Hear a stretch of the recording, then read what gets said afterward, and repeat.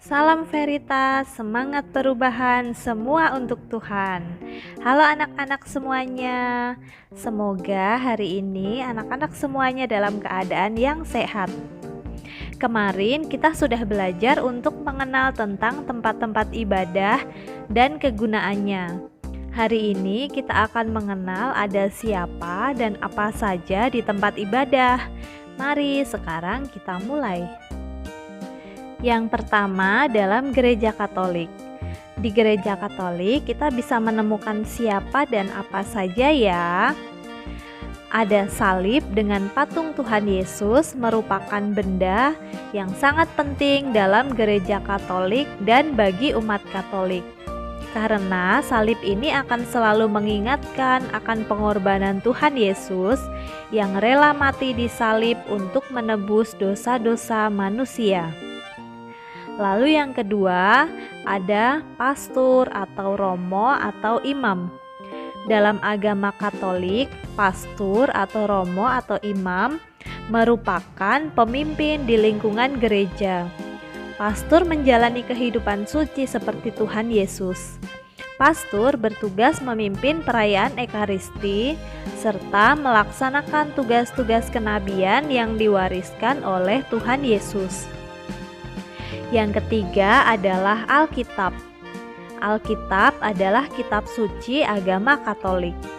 Di dalam Alkitab ini, para penginjil menuliskan berbagai kisah sebelum Tuhan Yesus lahir dalam Perjanjian Lama dan sesudah Tuhan Yesus lahir sampai dengan wafat dan kebangkitannya dalam Perjanjian Baru.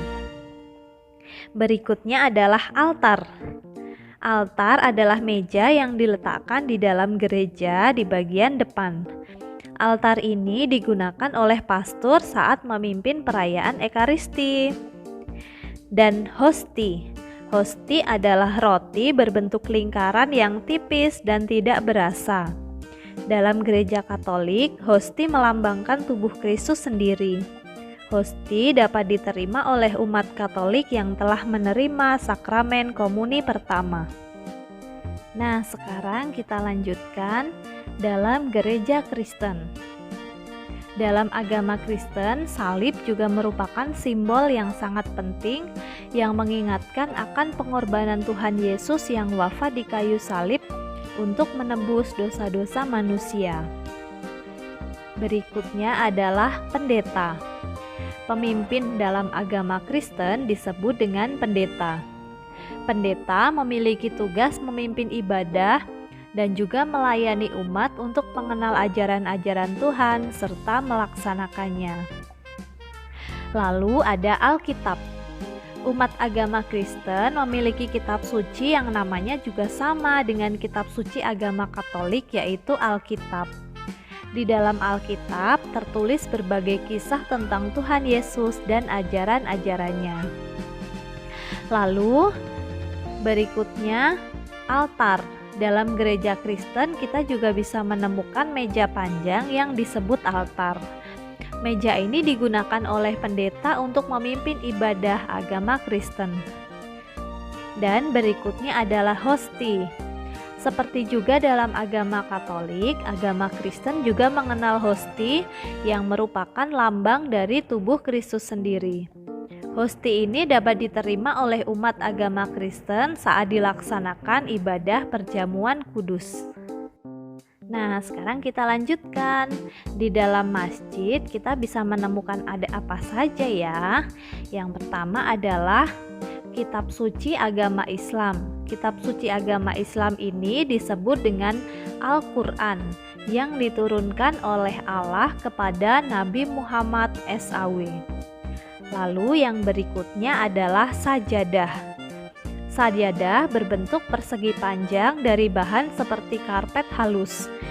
Sajadah ini digunakan oleh umat Islam sebagai alas saat beribadah atau sholat. Umat Islam melakukan sholat di atas sajadah dengan menghadap ke arah barat. Berikutnya di dalam pura. Ini adalah gambar kitab suci agama Hindu. Kitab suci agama Hindu disebut dengan Weda. Lalu berikutnya ini adalah gambar canang. Canang merupakan persembahan yang wajib dibawa oleh umat Hindu saat mereka beribadah atau sembahyang. Canang berisi bunga-bunga beraneka warna serta daun-daunan tertentu. Berikutnya adalah wihara agama Buddha. Ini adalah kitab suci agama Buddha. Kitab suci agama Buddha disebut dengan Tripitaka. Tripitaka artinya 3 kitab. Lalu berikutnya adalah dupa atau hyo. Dupa ini digunakan oleh umat Buddha saat mereka beribadah atau sembahyang. Dupa berbentuk seperti lidi. Saat digunakan, dupa ini dibakar pada ujungnya dan akan mengeluarkan bau wangi yang khas. Nah, di dalam kelenteng agama Konghucu, ini adalah kitab suci agama Konghucu yang disebut dengan Suci atau 4 kitab. Seperti namanya, Suci ini terdiri dari 4 buah kitab. Lalu, seperti pada agama Buddha, umat agama Konghucu juga menggunakan dupa saat beribadah. Dupa ini dibakar pada ujungnya dan mengeluarkan bau wangi yang khas yang memenuhi seluruh ruangan dalam kelenteng. Itu dia berbagai benda yang dapat ditemukan dalam tempat-tempat ibadah. Beberapa agama memiliki benda-benda yang sama dalam tempat ibadahnya yang digunakan sebagai sarana dalam beribadah. Nah, sekarang kita lanjutkan dengan aktivitas pembelajaran kita hari ini. Aktivitas untuk anak-anak hari ini yang pertama adalah nilai agama dan moral, menyanyikan lagu-lagu keagamaan yang sudah kita lakukan tadi saat tatap maya. Lalu yang kedua, sosial emosional, menghormati sesama. Anak-anak belajar mengenai pentingnya kita menghormati sesama dan apa yang bisa kita lakukan untuk menghormati sesama. Misalnya bermain dengan siapa saja, tidak membeda-bedakan teman, tidak mengganggu saat teman atau tetangga sedang beribadah. Misalnya dengan tidak berteriak-teriak atau menyalakan televisi keras-keras saat waktunya beribadah bagi teman atau tetangga kita itu. Lalu yang berikutnya adalah motorik kasar, menirukan senam fantasi bentuk meniru.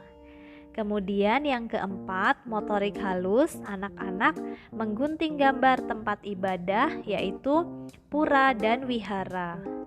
Yang kelima, kognitif, anak-anak mengerjakan maze atau mencari jejak atau mencari jalan.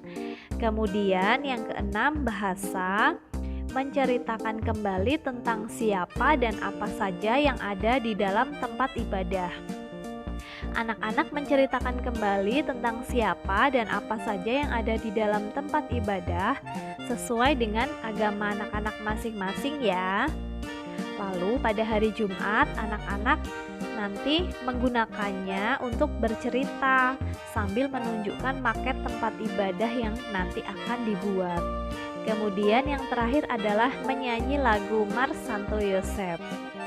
Nah anak-anak, demikian untuk pembelajaran kita hari ini dan aktivitas anak-anak hari ini. Selamat belajar, selamat bermain juga.